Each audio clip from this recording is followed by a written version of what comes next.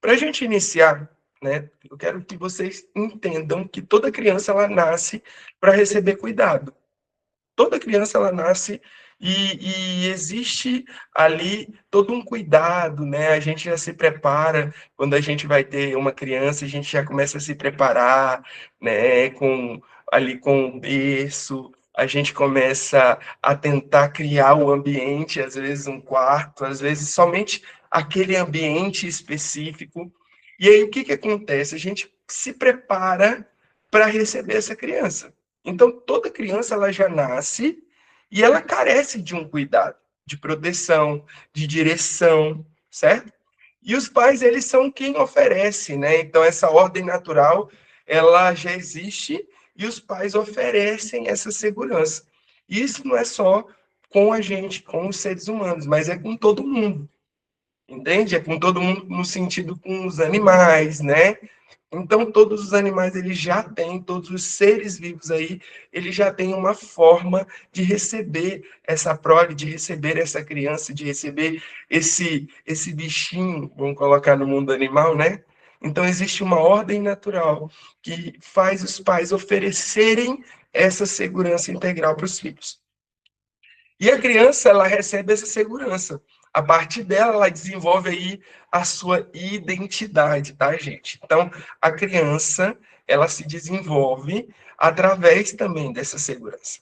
Essa segurança, se essa criança ela não tem uma segurança, se essa criança ela não tem essa paternidade, essa maternidade ali presente, sendo dos próprios pais ou de alguém que assumiu esse lugar, infelizmente, essa criança ela já cresce tendo dificuldades na vida.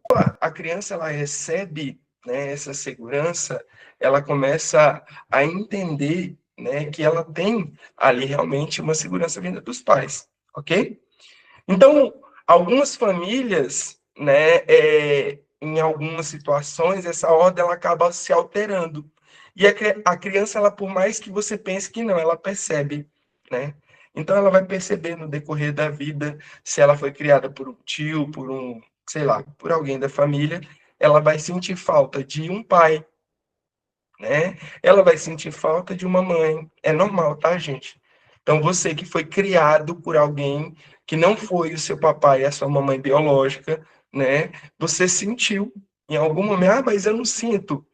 Talvez você escolheu não sentir, porque a dor ela é muito grande. E pelo fato da dor ser muito grande dentro de você, você escolhe, né, na verdade, o seu cérebro, ele com um mecanismo de defesa, ele bloqueia, né, ali essa sensibilidade. Aí você diz assim, não, eu não tô nem aí, né? Eu gosto mesmo é da minha mãe que me criou. Então eu recebo de vez em quando algumas pessoas que chegam dizendo, não, minha mãe de verdade é a minha mãe que me criou. E aí você vai falar, não, tudo bem, né? Você vai tentar conversar com essa pessoa, você vai tentar desenvolver esse trabalho com ela e ela vai sempre andar na defensiva, e ela vai dizer, não aceita. Tem uma paciente que ela dizia assim, ela dizia, a mulher que me pariu. Então, a mãe dela não pôde criá-la, e ela dizia assim, ah, a mulher que me pariu fez isso. A mulher que me pariu, então a separação que ela fazia entre a mãe biológica e a mãe, né, de criação, a mãe do coração, né, ela fazia essa separação olhando para a mãe biológica e dizendo que era a mulher que a pariu. Então, a criança ela vai ter isso na vida, por mais que ela tente olhar para isso e dizer que não, ela vai sentir essa dor, ok? Então, ela vai sentir falta também de um ambiente marcado por conflitos, né? Ela vai sentir falta, na verdade, não sentir falta, ela vai perceber, de certa forma, um ambiente conflitado, né? Aí, quando não existe essa segurança, ela vai entender, ela vai encontrar esse ambiente. E aí, como é que essa criança ela vai adultecer? Ela vai adultecer, né, com fragilidades emocionais. Ela vai adultecer com dores emocionais. E talvez você cresceu assim. Eu quero te trazer para esse ambiente, tá? Então, existe uma forma inconsciente que a gente assume essa dor E essa dor, ela nos faz executar a parentalização, se é assim eu posso dizer. Entende? Então, por falta, por dores, existe uma necessidade que chega até você, ok? E essa necessidade, né, ela grita dentro de você a ponto de você dizer: eu preciso ajudar.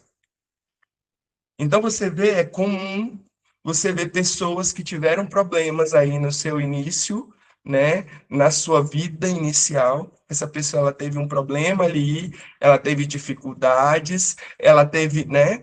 E aí é comum você ver ela tentando sindicalizar as coisas, né? Você vê essa pessoa sendo a síndica não, a sindicalista, né, da situação. Ela quer criar confusão com tudo. Ela quer criar contenda com tudo. Por quê? Porque ela quer defender os fracos e oprimidos. Ela quer defender aqueles que não conseguem. Por quê? Porque talvez ninguém a defendeu. Então, existe um instrumento de defesa que o nosso corpo ele acaba transmitindo, ele acaba gerando, né, a necessidade em ajudar. Inicialmente parece apenas, né, uma colaboração, é muito comum. E aí, não, eu estou contribuindo, é porque eu gosto de ajudar, porque nossa, ajudar está na minha essência. Cuidado, porque ajudar é muito bom. Mas quando você carrega pesos que não são seus, já não é mais bom como parece ser. Então talvez você não está colaborando. E aí sabe qual é o mais interessante? Tem pessoas que ajudam, ajudam, ajudam, e elas se frustram quando lá na frente, aquela pessoa que ela mais ajudou, aquela pessoa que ela mais fez, ela pega e fala assim, cara, por que que essa pessoa me machucou? Porque acontece no meio do contexto algo que aquela pessoa ela vai sair da sua vida. Você entregou até demais, você exagerou, você carregou pesos desnecessários e automaticamente aquela pessoa ela começa a sair da sua vida. E aí você começa a julgar essa pessoa. Mas eu fiz tanto por ela, mas eu tentei fazer tanto por ela, né? E às vezes é até o pai e a mãe. Às vezes não, sempre, na maioria das vezes é o pai e a mãe.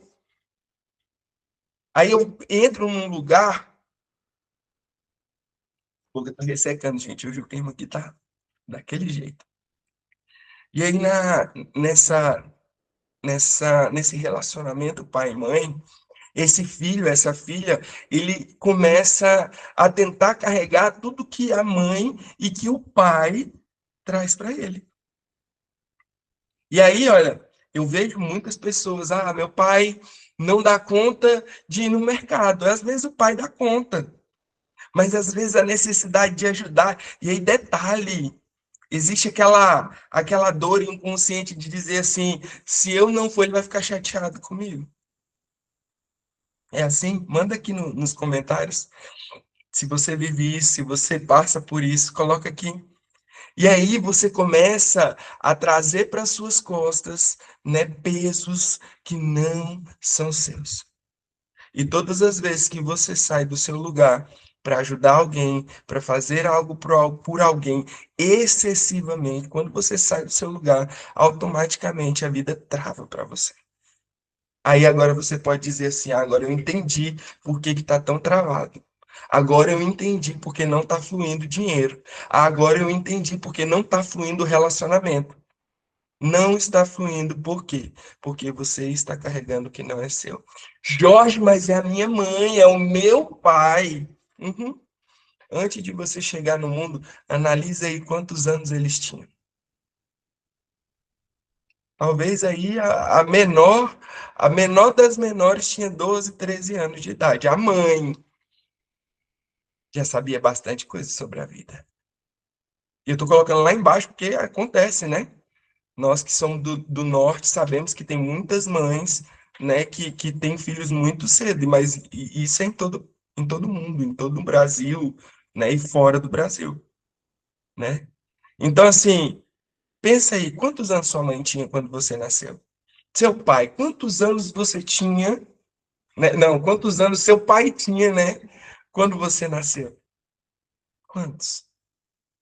Então ele já tinha vivido, sua mãe já tinha vivido, eles já tinham passado por coisas desafiadoras que talvez você nunca vai passar. Então eles dão conta. E eu já quero, ainda não estou no desfecho aqui, mas eu já quero que você escute isso com muito carinho. Solta o que não é seu. Lei da ajuda, eu só ajudo quem me pede ajuda. Porque eu corro o risco, sabe de quê? Da pessoa que eu estou ajudando um dia olhar para mim e dizer assim: eu não te pedi ajuda. E aí, como é que você vai ficar? E aí tem aquelas pessoas que têm: a minha função é sustentar a minha família, né? Eu ajudo a minha família. Você fez, talvez, né? Tem uma grande parte de pessoas aqui que estão comigo, que fazem, né? Ou fizeram terapias, fizeram aí cursos terapêuticos voltados em quê? Eu preciso ajudar a minha família. Eu preciso cicatrizar a minha família. Quando você faz isso, você sai do seu lugar. E a vida para, a vida trava. Por isso que você está no lugar que você escolheu para você. Ah, minha mãe bebe. Ah, minha mãe usa drogas. Ah, meu pai não sai da cachaça. Desculpa te dizer, mas olhe para você. Porque todas as vezes que você olha para o outro e tenta salvar o outro, na verdade você está tentando salvar você. Você está tentando salvar você de alguma coisa. Jorge, mas eu nem bebo. É outra coisa. É outra coisa que não tem a ver com bebida. Então, esse é o nascimento da parentalização, da parentalização. É quando eu assumo esse lugar, né? E às vezes sem permissão, tá? Porque você não tem permissão. Escute isso. Você não tem permissão de salvar os seus pais, de ajudar os seus pais. Ah, posso contribuir? Claro. Não estou falando sobre contribuição, né? Ah, vou fazer um almoço, vou chamar minha mãe para almoçar. Nossa, que bênção, aí. Que bom que você tem esse olhar, você tem essa visão. Ah, eu vou comprar um presente para minha mãe. Ótimo. Mas cuidado com o presente, tá? Porque o presente, às vezes, ele demonstra muita coisa. Ah, minha mãe, ela tá precisando de uma panela elétrica. Eu vou lá e compro uma panela elétrica. Isso é um presente, um filho dá para a mãe? Isso revela muita coisa sobre você, ok? Segunda parte do nosso processo aqui de parentalização. Como a parentalização se forma dentro da gente. Então, a parentalização, raramente ela acontece de forma explícita, não é na cara. Não é, ah, eu sei que eu tenho parentalização, eu sei que eu estou vivendo um processo, né, parental aí. Na maioria das vezes, ela surge através de mensagens sutis. Que tipo de mensagem, Jorge? Você é o homem da casa. Sabe, o filho, o homem, e você toma cuidado, você que é mãe de filho homem. A minha mãe dizia muito isso para mim, gente. A minha mãe, e eu trouxe esse tema porque assim, eu vivi muito isso aqui. A minha mãe, ela dizia assim, ó, pra vocês terem uma ideia, até esses dias para trás, ela dizia assim, ó, você é o meu pai, eu sou sua filha. E aí, quando eu entendi que isso trazia para mim um peso que eu não dou conta de carregar, eu dizia assim, pode parar, não aceito. Mãe, eu sou seu filho. E por muito tempo eu fui. Minha mãe, com 58 anos de idade, ela foi saiu, sumiu, desapareceu, e eu, até a polícia eu envolvi para ir atrás dela. E aí, 3 dias depois, eu descubro aonde ela estava. Ela me ligou. Ai, meu filho, me desculpa, estava descarregado e tal, o celular. Onde a senhora estava? Ah, eu estava no carnaval, no carnaval, com 58 anos, um namorado de 30. E aí eu me fiquei possuído, né? Aqueles que acreditam, acho que eu tomei todos os bichos na vida ali. Eu falei, agora eu vou quebrar tudo. Como a senhora faz isso? A senhora é louca! A senhora é isso! A senhora... E eu acabei com ela naquele dia. E aí eu lembro com pesares quando eu falo a respeito disso, sabe por quê? Porque eu assumi um lugar que não era meu. E eu vivi um casamento, meu primeiro casamento foi um casamento totalmente destruído. E foi justamente nesse período onde eu assumi a paternidade da minha mãe.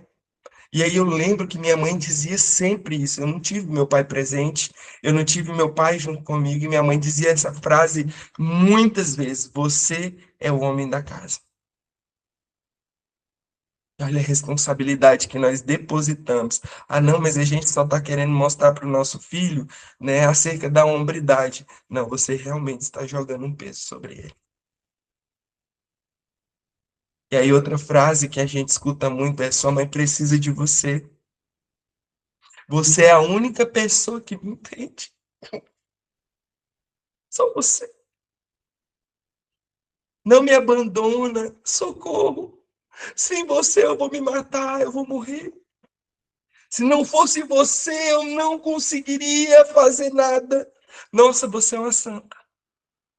Cuidado, cuidado. Realmente quer ser essa santa pessoa? Será que você quer realmente assumir esse lugar? Ou melhor, deixar o seu filho assumir? No caso aqui, a gente está falando sobre filho, né? Mas você está talvez assumindo esse lugar. Eu lembro de uns comentários da Fran, tenho certeza que ela vai me permitir falar isso, que ela já falou em outras vezes. Mas o processo dela de cura começou justamente aí, né, Fran? Processo de cura voltado para mostrar para mamãe, mamãe, você é só a minha mãe e eu sou só a sua filha. Eu não consigo te salvar. Eu não consigo salvar essa criança aí dentro. Entende isso?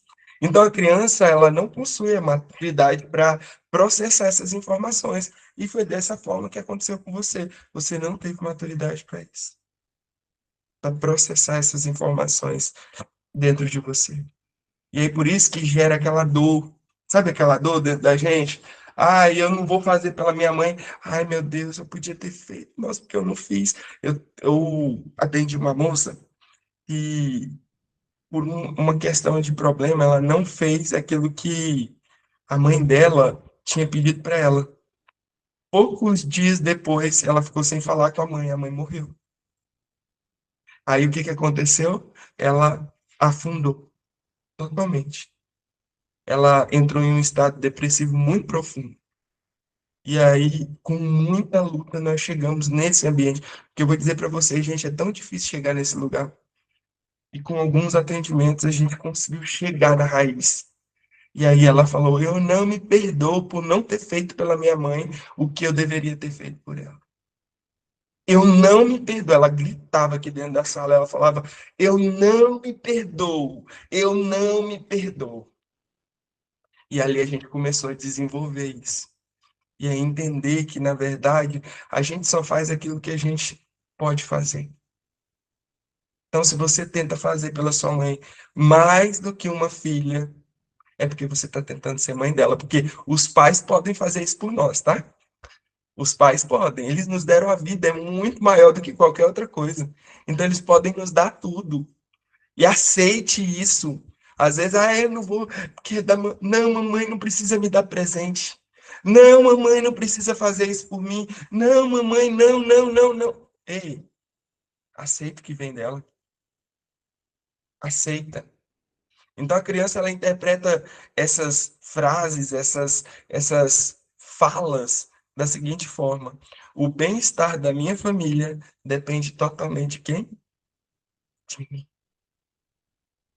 É assim ou não é? É assim ou não é? Aí o bem-estar da minha família depende totalmente de mim.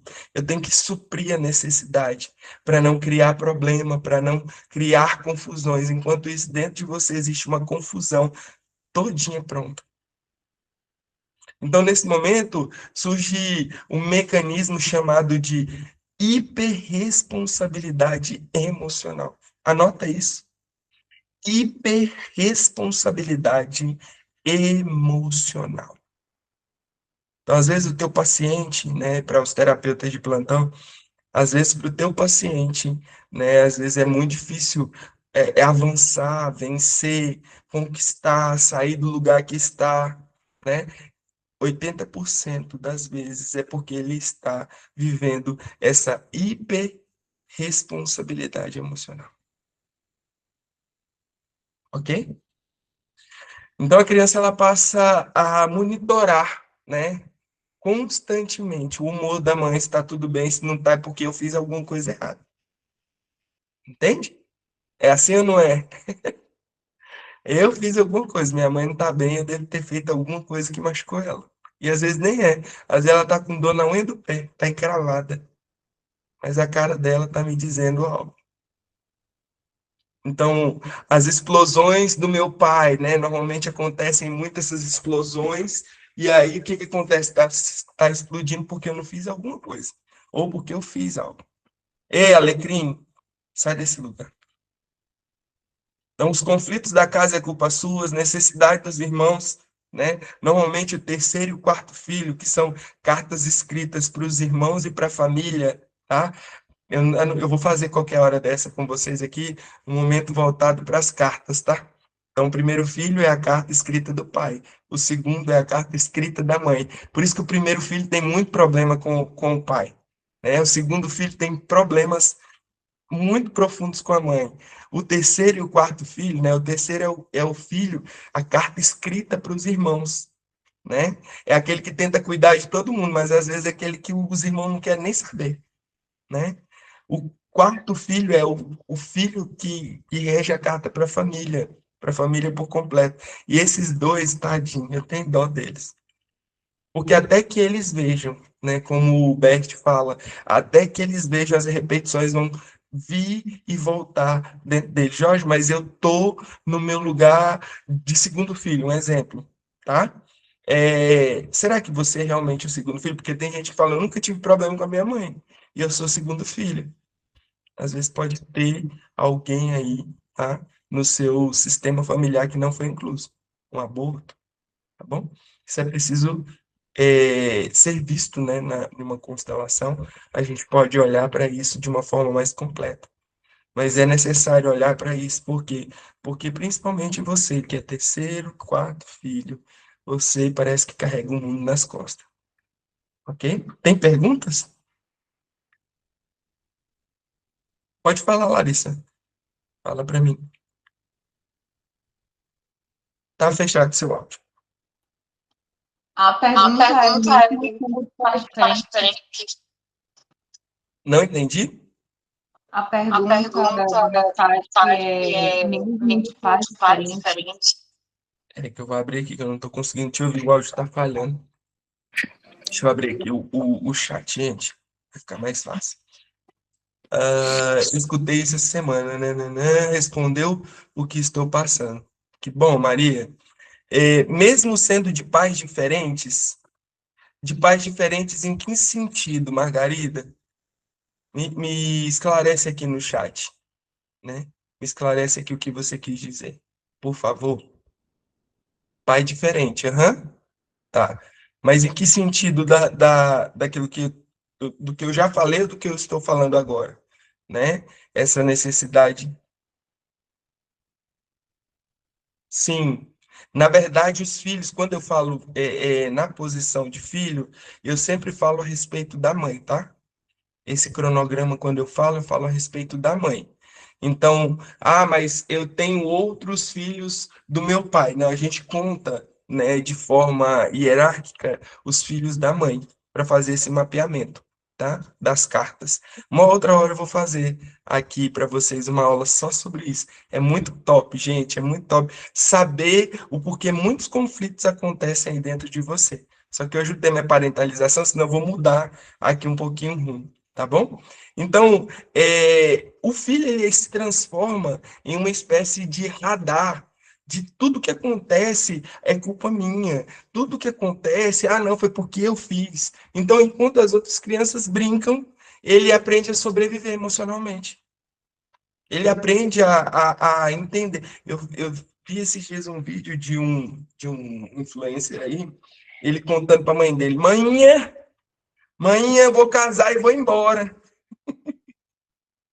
Eu vou casar e vou embora. A mãe dele pegou e começou a dar uns tapas nele. Não sei se vocês já viram esse vídeo. Mas ela dava, você vai embora e vai me deixar, e eu vou ficar sozinha, e não sei o que, e não sei o que. Moça, a mulher batia tanto nele. Eu falei, cara, como assim? Parentalização. Minha mãe dizia desde pequena, ela dizia assim, ah, quando você casar, se eu tiver velho e estiver dando trabalho, eu vou te dar uma dica, me coloca no asilo, porque é melhor do que me maltratar, não sei o quê. Eu olhava para aquilo, menino, mas me dava dor. Hoje é totalmente diferente, porque o nosso relacionamento mudou, tá? Mudou muito. Minha mãe mora sozinha. Minha mãe mora sozinha na casa dela, né? Dulce, seu áudio abriu novamente. Eu posso falar? Pode, rapidinho. Pode. Você falou, né? Eu já disse também que a gente assume lugar na família, da família, né? Mas a vida impõe as certas coisas.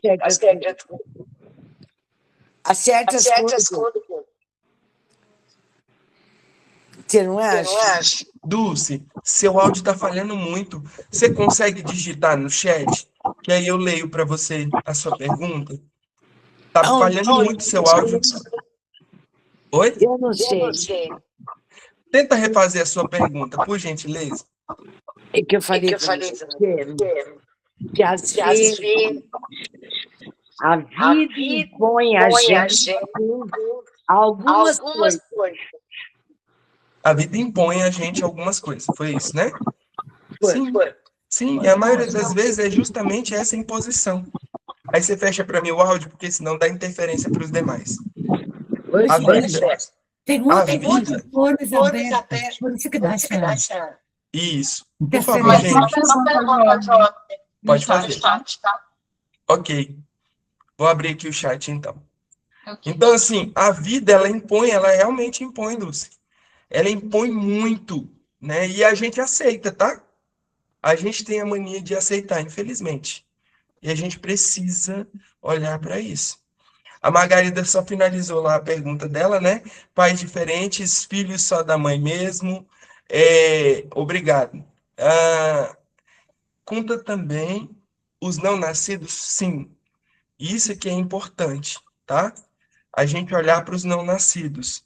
Por quê? Porque quando a gente vai falar a respeito da parentalização, né? Às vezes a parentalização ela veio por conta de uma exclusão, tá? É normal acontecer isso. A parentalização ela vem por quê? Porque às vezes a mãe teve um filho, ela perdeu esse filho no meio do contexto, excluíram esse filho do sistema, e aí a mãe ela tenta cobrar de você, né, aquilo que talvez seria por conta do outro, daquele que não veio. Então faz parte também, tá? Essa questão da aula das cartas a gente vai falar sobre ela depois. Então, os dois tipos de parentalização são dois. Eu vou separar eles em dois, que é a parentalização instrumental e a parentalização emocional, tá? Por exemplo, a parentalização, até o final eu vou conseguir falar esse nome por completo, tá? A parentalização instrumental, ela é mais visível, tá? Muito mais visível. Então, a criança ela assume tarefas dos adultos, as tarefas práticas, como cuidar dos irmãos, né? Quantos de vocês não foram filho mais velho aí e tiveram que cuidar dos seus irmãos? Fazer uma comida, resolver questões de casa, trabalhar precocemente. Eu comecei a trabalhar aos 9 anos de idade, 9 para 10 anos, né? Então, assume responsabilidades excessivas dentro de casa, não. Quem que vai fazer a janta? Quem é responsável por lavar a louça? Lógico que a gente precisa trazer isso para os filhos, tá? Só que eu estou falando de você quando criança. Provavelmente você foi obrigada a crescer mais cedo. Eu fui obrigado. E não foi minha mãe que impôs para mim, tá? Por incrível que pareça. Eu sempre senti a falta de um homem. E ela falou para mim muitas vezes essa frase: você é o homem da casa. Então eu tentei assumir esse lugar por muito tempo. Então eu comecei a trabalhar, né, aos 10 anos de idade para ajudar em casa. porque eu lembro de um episódio que a gente ficou sem comida dentro de casa. E aí eu lembro que a comida que a gente tinha era um resto de arroz e manga do quintal. E ali a gente comeu por semanas manga com arroz. Por isso que eu sou apaixonado por manga com arroz. Se aquilo que te trouxe dor, escuta isso, se aquilo que te trouxe dor no seu passado, hoje você não gosta de nem de ver, cuidado, cuidado, porque provavelmente esse eu não quero nem ver simboliza que essa dor está muito presente. As minhas dores, eu decidi transformá-las. Então, hoje, eu amo manga com arroz, eu amo melancia com arroz, porque faz parte de um passado de dor que eu venci, eu superei, tá bom? E a segunda parentalização seria a parentalização emocional, e ela é mais silenciosa, né? E frequentemente muito mais dolorosa. Então a criança ela torna-se a psicóloga, a terapeuta da mãe, a confidente do pai, ela é a mediadora dos conflitos. Papai, mamãe, vocês precisam se comportar como adultos. Olha o lugar que ela se colocou. Ela se colocou no lugar de resolutora, né, de mediadora, responsável pela paz da família, né, responsável pelo suporte emocional dos pais, dos adultos. Deixa eu te falar uma coisa. Para você ser responsável só por você. Só por você.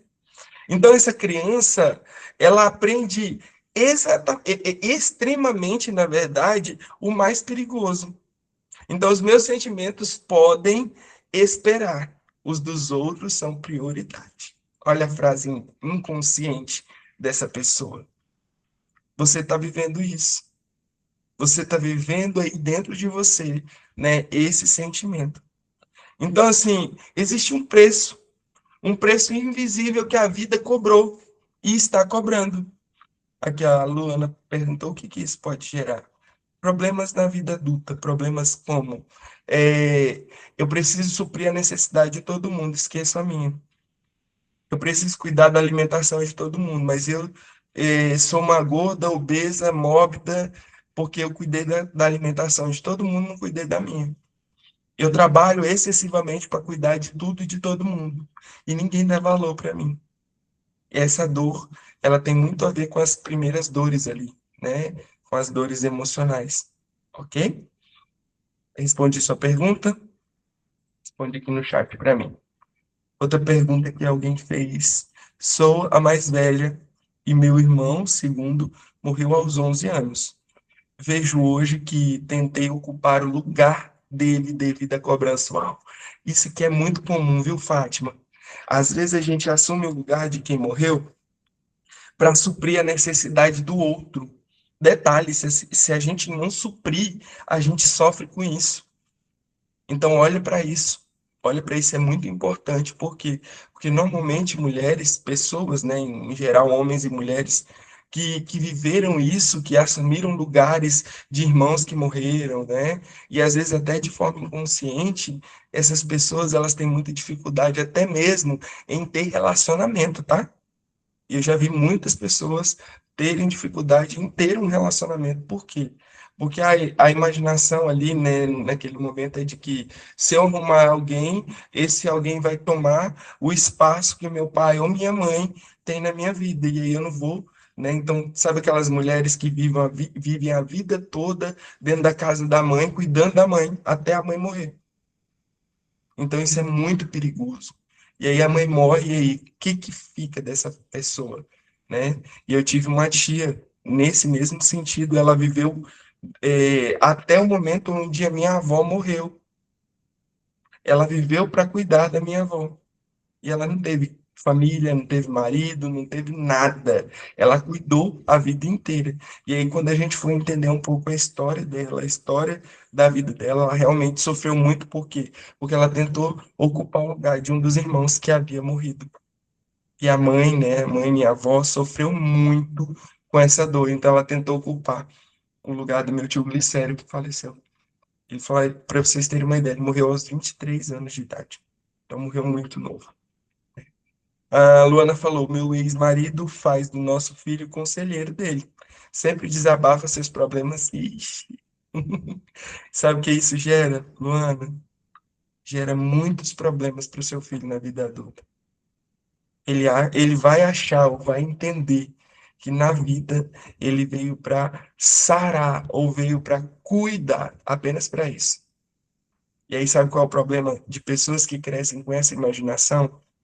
Quando elas não conseguem cuidar de alguém, elas se cobram e elas acabam se punindo com isso. Tá? Nós temos uma geração de filhos que estão vivendo isso. A Daiane falou assim: a salvadora vem desse adultecer cedo. Uhum. Sim, Daiane. Eu preciso salvar a síndrome do Messias, né?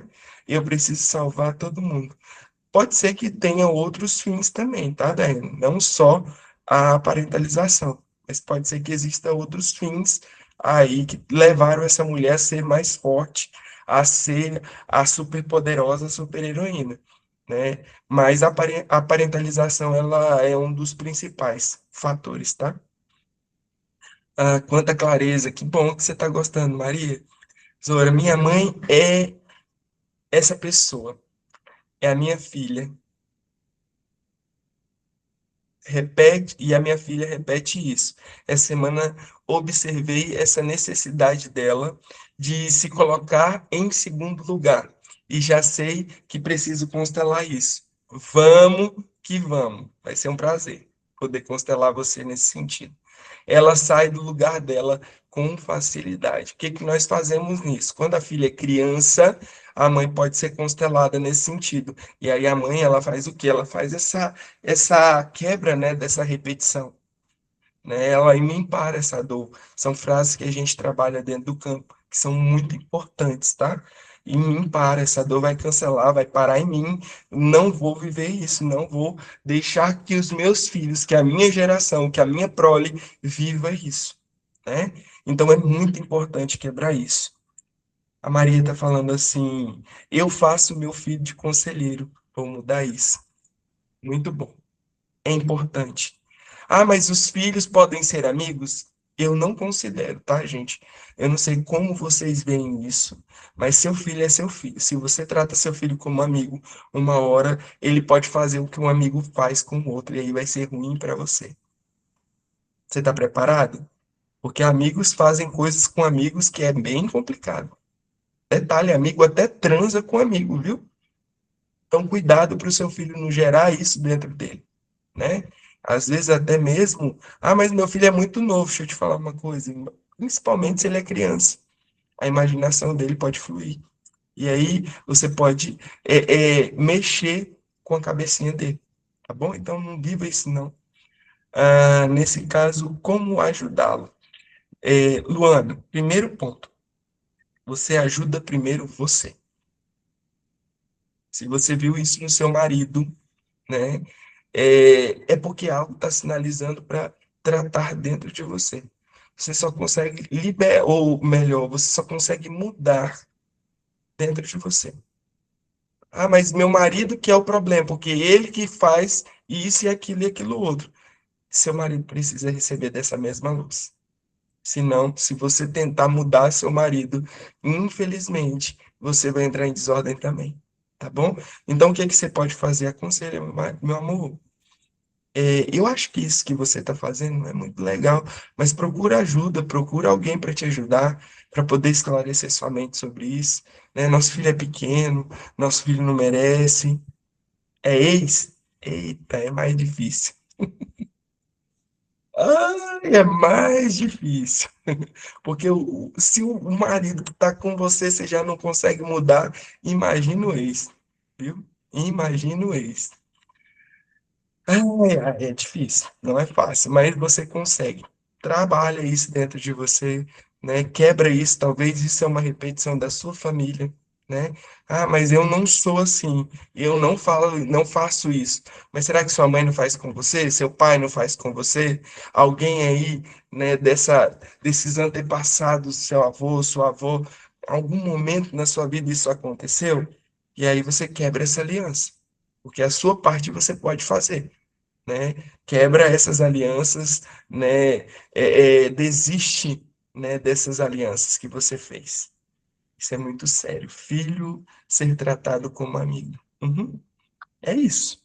Então, a gente precisa olhar para tudo isso, tá? Então, já vou partir para o final, que eu tenho alguns minutinhos só. Isso impacta na construção da pessoa, na identidade, gente, tanto de pessoas que a gente atende, e a gente tem trabalhado muito isso no nosso grupo terapêutico Identidade, né? Esses impactos, eles causam muito problema na identidade da pessoa. Então, o que que eu te recomendo? Começa a trabalhar isso a partir de hoje, Jorge. Eu quero, como é que eu faço? Vamos fazer uma constelação. Se você não quiser, não gosto mais da questão terapêutica, gosto mais da terapia. Vamos iniciar um processo terapêutico. Por quê? Porque você está vivendo nessas repetições. E a minha pergunta é: vai viver até quando? Você vai ficar vivendo isso até quando? O caminho para a reconstrução, a cura, ela começa quando a pessoa entende: eu não sou responsável pela vida emocional do outro. Mas como eu entendo isso, Jorge, dentro de mim? Foi difícil, Fran, né? Foi difícil entender isso. A primeira, a segunda sessão não mudou nada. A terceira, a quarta sessão não mudou nada. Mas teve um momento que isso aconteceu, porque essa mudança dentro de você aconteceu e você gritou: não, peraí, não é assim. Não preciso mais carregar o que não é meu. E hoje, provavelmente, você vive, né, com a mochila vazia. E está na hora de viver essa mochila vazia para sempre, para o resto da sua vida, né? Ô, E, Jorge, você está oi, dizendo então, velho, que eu tenho um compromisso aqui às 8 horas. Muito obrigada. eu que agradeço. Você está dizendo. Eu que agradeço, Dulce. Deus abençoe. Então, outras frases que normalmente a gente vai falar aí no processo de cura, sobre isso no processo de cura eu posso amar sem carregar. Eu posso ajudar sem tentar salvar. Eu posso apoiar sem me anular. Eu posso cuidar sem abandonar de mim, sem me abandonar. Eu posso. Eu posso fazer algo, né, sem largar quem eu sou, sem deixar quem eu sou. Ok? E aí eu vou deixar um exercício para vocês, para a semana. Eu vou fazer o seguinte. Deixa eu ver de que forma que eu vou fazer. Tá. Eu quero que vocês completem algumas frases. Eu vou colocar lá no grupo essas frases. A primeira é: eu não preciso mais ser forte o tempo todo. Eu posso vacilar, eu posso entristecer, eu posso ser fraca de vez em quando, eu posso. Você vai completar do jeito que você quiser. A segunda é: eu não preciso resolver tudo sozinha. As pessoas podem resolver também. Você vai falar e vai tentar exercitar isso dentro de você. Eu posso pedir ajuda.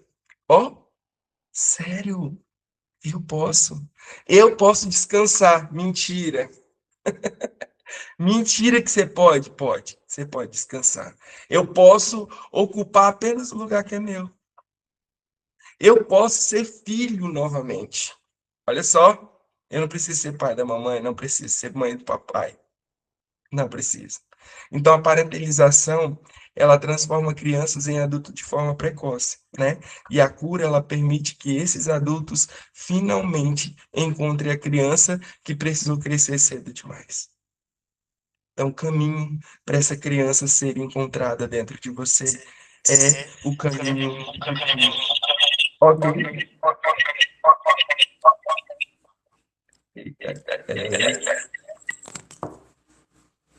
Peraí, só um minutinho. Vou finalizar.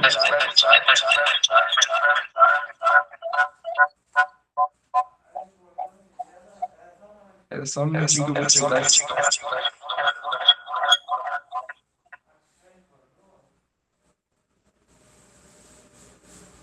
Pronto, consegui cortar o áudio. Eu consegui aqui, deu certo, Larissa. Então, meninas, eu não vou conseguir ficar mais tempo para perguntas, né, para a gente abrir aqui hoje, mas eu quero te incentivar a viver algo novo, tá? Eu quero te incentivar a sair dessa parentalização que travou a sua vida por tanto tempo. se permita ser ajudado, ok? Então, esse ambiente aqui é um ambiente gratuito. Todas as segundas a gente vai estar aqui trazendo temas novos, trazendo, né, a solução, talvez, para um probleminha pequeno que mexeu com a sua estrutura. E nós vamos estar trazendo aqui de forma gratuita. Mas entenda algo, e eu entendi isso, gente. Eu não dou valor naquilo que não me custa nada. Então, aqui é um ambiente importante, sim. Então, você quer contribuir com esse ambiente? Tira uma foto, posta, me marca, eu vou fazer questão de te repostar, né? Mas se você quer realmente se transformar ou ser transformado, inicia seu processo. Inicia o seu processo de cura. Eu vou fazer uma segunda turma. Tem algumas clientes que são de Portugal e para elas é muito complicado a questão do fuso horário, né? Lá, aí já são que horas, Thelma? É 11?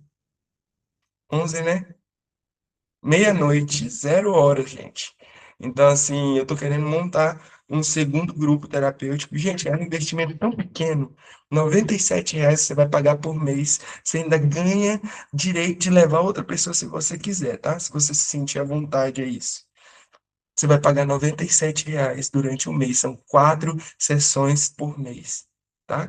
Então, se você quiser entrar no próximo grupo, manda mensagem para a Larissa vai te receber e vai ser um prazer poder ter você aqui com a gente, tá bom? Grande abraço a todas, grande abraço, grande abraço.